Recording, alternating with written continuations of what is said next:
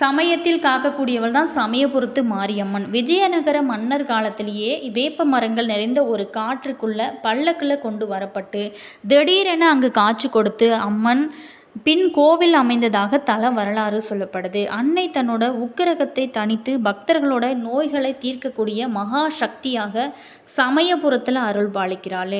மேலுமே ஸ்ரீரங்கத்தில் வைணவ உக்கிரம் அதிகமாக இருந்ததுனால மாரியம்மன் அங்கிருந்து புறப்பட்டு வந்து சமயபுரத்தில் ஒரு வேப்ப மரத்தடியில் அருள் பாலிக்க தொடங்கியிருக்காரு. மேலுமே இந்த ஆலயத்தில் பார்த்திங்களா பச்சை பட்டினி விரதம், அதாவது மாசி மாத கடைசி ஞாயிறு முதல் 28 நாட்கள் பங்குனி மாத கடைசி ஞாயிறு வரைக்குமே அம்மன் பார்த்திங்களா உண்ணாமல் அம்மன் பார்த்திங்களா நம்மளுக்காக விரதம் இருந்து பக்தர்களுக்கு நோய் நொடிகள் வராமல் காக்கக்கூடிய ஒரு தெய்வம் அப்படின்னா இந்த சமயபுரத்து மாரியம்மன் தாங்க. அதாவது நம்ம கடவுளுக்காக விரதம் இருப்போம், ஆனால் நமக்காக கடவுளே விரதம் இருக்கக்கூடிய ஒரு அற்புதமான ஒரு கோவில் அப்படின்னா இந்த சமயபுரம் மாரியம்மன் தான். மேலுமே இங்கு பார்த்திங்களா மூலவர் சிலை களிமண்ணால் ஆனதுனால அபிஷேகம் கிடையாது, பூக்களால் மட்டுமே இங்கே அபிஷேகம் செய்யப்படக்கூடிய ஒரு வழக்கமானது இந்த ஆலயத்தில் இருக்குது. இது ஒரு அதிசய வழிபாடு அப்படின்னு சொல்லலாம். மேலுமே இந்த ஆலயத்தில் பூச்சொரிதல் விழா ரொம்ப சிறப்பாக நடைபெறும். மாசி மாத கடைசி ஞாயிறு அம்மனுக்கு பூக்கள் சமர்ப்பிக்கக்கூடிய விழாவானது ரொம்ப விசேஷமாக இந்த ஆலயத்தில் நடந்திருக்கு. அது மட்டும் இல்லாமல் இந்த ஆலயத்தில் ஒரு தனிச்சிறப்பு அப்படின்னா 20 லட்சம் ரூபாய் செலவில் தங்க கவசங்கள் மற்றும் ஆபரணங்களோட அம்மன் காட்சியளிக்கிறார். சமயபுரத்து மாரியம்மன் தன்னோட பக்தர்களை எழுந்த சூழலுமே கைவிடாதவள் என நம்பப்படுகிறாள். மேலுமே இந்த ஆலயத்தில் பார்த்திங்களா நம்ம இந்த அம்மன் விரதம் இருக்கக்கூடிய இந்த காலகட்டத்தில் நம்ம விரதம் இந்த ஆலயத்திற்கு சென்றாலே கூடோன நன்மைகள் கிடைக்கும். அதே நேரத்தில் இந்த ஆலயத்தில் இருக்கக்கூடிய ரொம்ப ரொம்ப ஸ்பெஷலான முக்கியமான விஷயங்கள்லாம் குறித்து நம்ம பார்க்க போகிறோம்.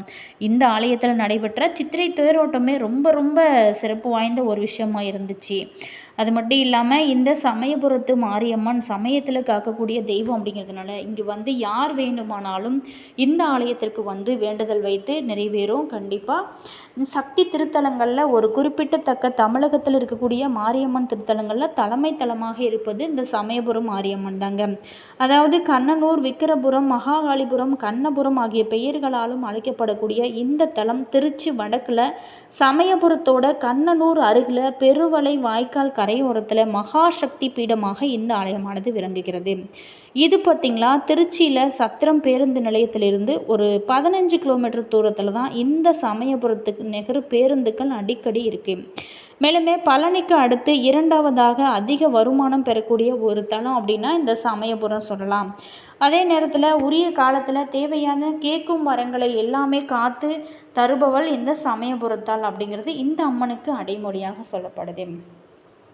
சோழ மன்னன் ஒருவன் தன்னோட தங்கையை கங்க நாட்டு மன்னன் ஒருவனுக்கு மனம் முடித்து அவங்களுக்கு சீதனமாக ஒரு கோட்டையும் நகரத்தையும் கொடுத்தான். அதுதாங்க கண்ணனூர். பிற்காலத்தில் பாண்டியரோட படையெடுப்புனால கோட்டையும் நகரமும் அழிந்தது. அந்த இடம்தான் வேப்பமர காடாக இருந்தது. சமயபுரம் மாரியம்மன் ஆதியில் வைஷ்ணவி அப்படிங்கிற நாமத்தில் ஸ்ரீரங்கத்தில் குடிகொண்டிருக்காக சொல்லப்படுது. இந்த அம்பாள் கோரை பற்கள் மற்றும் சிவந்த கண்களோடு இருக்கிறதுனால அங்கு அப்போதிருந்த ஜீயர் சுவாமிகள் இந்த அம்மனை வேறோர் இடத்துல பிரதிஷ்டை செய்ய ஏற்பாடு செஞ்சுருக்காங்க. அதன்படி தான் சில பேர் அந்த திருவுருவை எடுத்துக்கொண்டு வடக்கு நோக்கி கிளம்பியிருக்காங்க.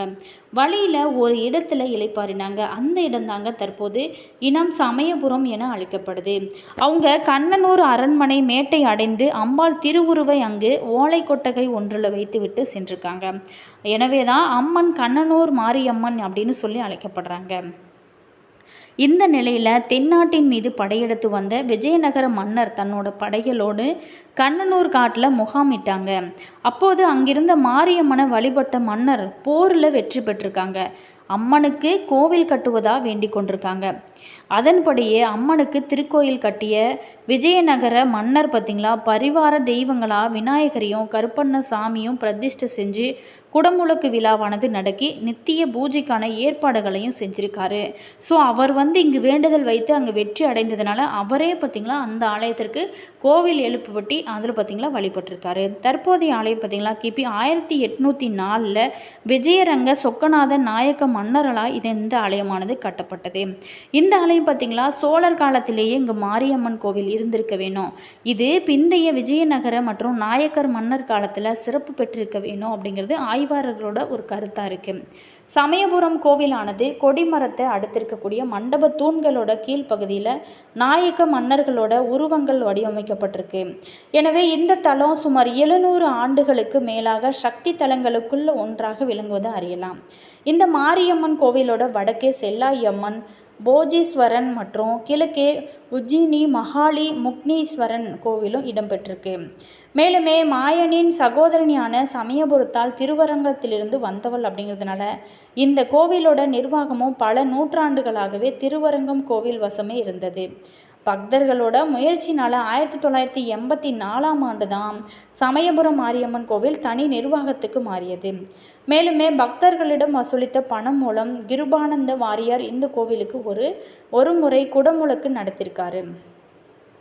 இங்கு பார்த்திங்களா ஒரே சந்நிதியில் 3 விநாயகர் அருள் செய்கிறாங்க. அன்றைய கோவில் நிர்வாகத்தினர் இங்கே இருக்கக்கூடிய அம்பாலோட உக்கிரகத்தை தணிக்க என்ன செய்யலாம் அப்படின்னு சொல்லிட்டு ஸ்ரீ காஞ்சி பெரியவரோட ஆலோசனை வேண்டினார். அதன்படியே நுழைவாயிலோட வலப்புறத்தில் ஒரே சந்நிதியில் ஞானசக்தி, இச்சாசக்தி, கிரியாசக்தி வடிவங்களாக 3 விநாயகர்களை பிரதிஷ்டை செஞ்சார். அதன் பின் தான் அம்மனோட மூல விக்கிரகத்தில் கோரை பற்கள் அகற்றப்பட்டு சாந்த சொரூபமாக மாற்றி 1970 கும்பாபிஷேகமானது செஞ்சுருக்காங்க. அம்பாலோட கருவறையை சுற்றி எப்போதுமே நீரானது நிறைந்திருக்கும். இதற்கு என்ன காரணம் அப்படின்னா ஈரத்தன்மையோடு வைத்திருக்கிறாங்க. அம்பாள் எப்போதுமே குளிர்ச்சியாக இருப்பதாக இந்த ஏற்பாடுமே செஞ்சுருக்காங்க. மேலுமே சமயபுரத்தாலோட கருவறை மற்றும் கருவறை விமானம் தங்க தகடுகளால் மேயப்பட்டிருக்காங்க. இந்த பணிக்காக பக்தர்கள் காணிக்கை வழங்கிய தங்கத்தோட எடை 71 கிலோ, அதாவது 127 கிராம். இதோட 3 கிலோ 288 கிராம் செம்பு பயன்படுத்தியிருக்காங்க. இதனோட மொத்த மதிப்பு சுமார் 7 கோடி ரூபாய் அப்படின்னு சொல்கிறாங்க. மேலுமே இங்கே உள்ளே இருக்கக்கூடிய அம்மன் சுகாசினியாக காட்சி தருகிறாள். அவளோட தலைக்கு மேலே 5 தலை நாகம் படம் விரித்த நிலையில் அழகாக காட்சி தரும். இடக்காலை மடித்தும் வைத்திருக்காள். மேலுமே கீழே தொங்க விட்டிருக்கக்கூடிய வலக்காலோட கீழ் அசுரர்களோட தலைகள் காணப்படும். இவங்களோட 8 திருக்கரங்களில் முறைய கத்தி, கபாலம், சூலம், மணிமாலை, வில், அம்பு, உடுக்கை, பாசம் இது எல்லாத்தையுமே ஏந்திருப்பாள். நெற்றியில் திருநீரு மற்றும் குங்குமம், ஜொலிக்கக்கூடிய தோடுகள், மூக்குத்தி ஆகிய அலங்காரத்தோட 27 நட்சத்திரங்களோட ஆதிக்கங்களையும் தன்னுள்ள அடக்கி 27 எந்திரங்களாக திருமேனி பிரதிஷ்டையில் இங்கு அருள் புரிகிறாள் சமயபுரத்து மாரியம்மன். மேலுமே சிவசக்தி சொரூபமாக வாழ்ந்த ஜமதக்னி முனிவரோட மனைவி ரேணுகா தேவியே மாரியம்மனாக மாறுகிறாள் அப்படிங்கிறது கர்ண பரம்பரை கதையாகவும் இருக்கு. சிவபெருமான் மன்மதனை எரித்த வெப்பத்தினால் அனல் தாங்காம தேவர்களும் மனித உயிர்களும் தவித்தாங்க. எனவே தான் அவங்க பார்வதியை வேண்டினாங்க. அவள் அந்த வெப்பத்தை உள்வாங்கி கொண்டாள். அந்த சக்தி சொரூபமே சிதலா தேவி அப்படின்னும் மாரியம்மன் அப்படின்னும் வழங்கப்படுகிறது அப்படின்னு சொல்கிறாங்க. மேலுமே இந்த மாரியம்மனுக்கு மகமாயி, அகிலாண்ட நாயகி, 1000 கண்ணுடையாள், சாம்பிராணி வாசகி, கௌமாரி, காரண சௌந்தரி, சிதல தேவி, கண்ணபுரத்தால் ஆகிய பெயர்களுமே ரொம்ப சிறப்பாக இருக்கும். சமயபுரத்தில் விக்கிரகம் மூலிகையால் ஆனதுனால இதற்கு அபிஷேகமானது கிடையாது. உற்சவர் அம்மனுக்கு மட்டுமே அபிஷேகமானது நடைபெறும். கருவறையோட பின்புறம் அம்மனோட பாதங்கள் இருக்குங்க. இதற்கு மலர் சூடி தீபம் ஏற்றி வழிபடுவாங்க. கோவிலோட முன் மண்டபத்தில் படுத்து உறங்குபவர்களுக்கு அர்த்த ஜாமத்தில் அம்பாளின் கொலுசு சத்தம் கேட்கும் ஒரு அதிசயமானது இன்றுமே நடக்கிறதா. அம்மை நோய் தீர்க்கவும் நகர சாந்திக்காகவும் அம்பாள் இரவு நேரத்தில் வலம் வருவதாக ஐதீகம். ஸோ காலை 5 மணிக்கு கோவில் நடையானது திறக்கப்படும். அதே நேரத்தில் பக்தர்கள் தரிசனத்துக்காக இரவு 9 மணி வரைக்குமே இந்த ஆலயத்தோட கோவிலானது நடை திறந்திருக்கும். சமயபுரம் கோவிலோட தல விருட்சம் மருத்துவ குணங்கள் நிறைந்த வேப்ப மரந்தாங்க. மேலும் இங்கே இருக்கக்கூடிய பெருவளை வாய்க்கால் சிறப்பு மிகுந்த தீர்த்தமாக இருக்கிறது. ஆலயத்தோட மேற்கு அமைந்திருக்கக்கூடிய திருக்குளம் மற்றொரு புண்ணிய தீர்த்தம். இதற்கு மாரி தீர்த்தம் அப்படின்னு பெயருமே இருக்கு. சமயபுரம் கோவிலில் சுமார் 20 லட்சம் ரூபாய் செலவில் செய்யப்பட்ட தங்க ரதம் ஒன்று இருக்கு. பக்தர்களோட காணிக்கையாக 700 கட்டினால் தங்க ரதத்தை இழுக்க அனுமதிக்கப்படுறாங்க. மேலுமே திருவிழா இல்லாத நாட்களில் மட்டுமே தங்க ரதம் இழுக்க அனுமதிக்கப்படுவாங்க. அப்போது அம்பாளுக்கு தங்க கவசமும் அணிவிக்கப்படும். இந்த ஆலயத்திற்கு நீங்கள் போயிருக்கீங்களா? மறக்காமல் உங்களோட கமெண்ட்ஸை சொல்லுங்கள். மேலுமே உலகை ஆள்பவள் மாரியம்மன் அப்படின்னா கூட கண்ணபுரத்தின் காவல் மற்றும் எல்லை தெய்வம் செல்லாண்டி அம்மன் ஆகையினால இங்கு முதல் பூஜை அவளுக்கு கொடுத்த பின்னரே ஏற்றுக்கொள்கிறாள் சமயபுரத்தால். மேலுமே இங்கு அம்பாள் சிவரூபமாக கருதப்படுவதனால விபூதி விசேஷ பிரசாதமாக வழங்கப்படுகிறது. பிற அம்மன் கோவில்களில் பண்டாரத்தார் பூஜை செய்வாங்க, ஆனால் இங்கு மட்டும் சிவாச்சிரியர்கள் பூஜிக்கிறாங்க. மேலுமே இது பார்த்திங்களா, தைப்பூசத்தின் போது அம்மன் கொல்லிக்கடையின் தென்கரை பகுதியில் நீராட வருவாள். சமயபுரம் மகமாயிக்கு நடைபெறக்கூடிய ரொம்ப முக்கியமான விழாக்கள் அப்படின்னு பார்த்தோமா, சித்திரை, அதாவது இந்த சித்திரை மாதத்தில் நடைபெறக்கூடிய சித்திரை தேரோட்டம். அது மட்டும் இல்லாமல் இந்த ஆலயத்தில் பார்த்திங்களா, அம்மனே விரதம் இருப்பாள். பக்தர்களுக்காக அம்மனே விரதம் இருக்கக்கூடிய ஒரு அற்புதமான ஆலயம் அப்படின்னா இந்த ஆலயம்தாங்க. அதே நேரத்தில் தேர் திருவிழா வைகாசி மாதத்தோட முதல் நாள் அன்னைக்கு நடைபெறும். பஞ்ச பிரகார விழா மாசி மாதத்தோட கடைசி ஞாயிறு அன்னைக்கு நடைபெறக்கூடிய பூச்சொருதல் விழா இந்த ஆலயத்தில் ரொம்ப சிறப்பாக இருக்கும். மேலுமே விரத காலமான மாசி முதல் பங்குனி கடைசி ஞாயிறு வரைக்குமே 28 நாட்களும் அம்பாளுக்கு ஒருவேளை மட்டுமே சாயரட்சை பூசையின் போது மட்டும் இளநீர், மோர், பானகம், துள்ளு மாவு இதெல்லாம் கொடுப்பாங்க.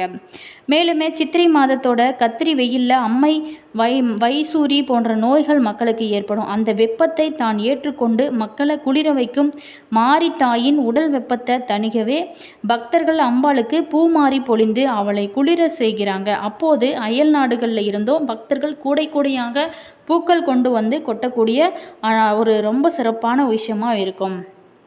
பூச்சொரிதல் திருவிழாவையொட்டி விக்னேஸ்வர பூஜை மற்றும் புண்ணியாக வாசனம் முடித்த பிறகு முறைப்படி மாரியனுக்கு காப்பு கட்டுவாங்க. பிறகு திருக்கோயிலோட தென்கரையில் உள்ள சுப்பிரமணிய சுவாமி கோவிலில் சிறப்பு பூஜை செஞ்சு 3 யானைகள் மீது பூத்தட்டுகள் வைத்து திருக்கோயில் முன் மண்டபத்திலிருந்து ஊர்வலமாக எடுத்து செல்வாங்க. தேரோடும் வீதியில் 4 வழியாக தேரடி வந்து பின்னர் ராஜகோபுரம் வழியாக பிரதட்சணம் செஞ்சு பூத்தட்டுகள் கருவறைக்கு எடுத்து செல்லப்பட்டு அம்மனுக்கு அர்ப்பணிக்கப்படுவாங்க. பங்குனி சித்திரையில் 13 நாட்களுக்கு சித்திரை பெருவிழா நடக்கும். மேலுமே சித்திரை மாதம் முதல் செவ்வாய் தேரோட்டமும் அதற்கு அடுத்த வெள்ளி தெப்பமும் நடைபெறும். அப்போது முடி காணிக்கை, ஆடு மாடு கோழி காணிக்கை, அக்னி சட்டி எடுத்தல் இது எல்லாமே நேர்த்தி கடன்கள் நிறைவேற்றப்படும். வீடியோ பிடிச்சிருந்தால் லைக் பண்ணுங்கள், கமெண்ட் பண்ணுங்கள், ஷேர் பண்ணுங்கள். இந்த ஆலயத்திற்கு நீங்கள் போயிருக்கீங்களா, சமயபுரம் மாரியம்மன் ஆலயத்திற்கு அப்படிங்கிறத மறக்காமல் கமெண்ட்ஸில் சொல்லுங்கள். Always thank you.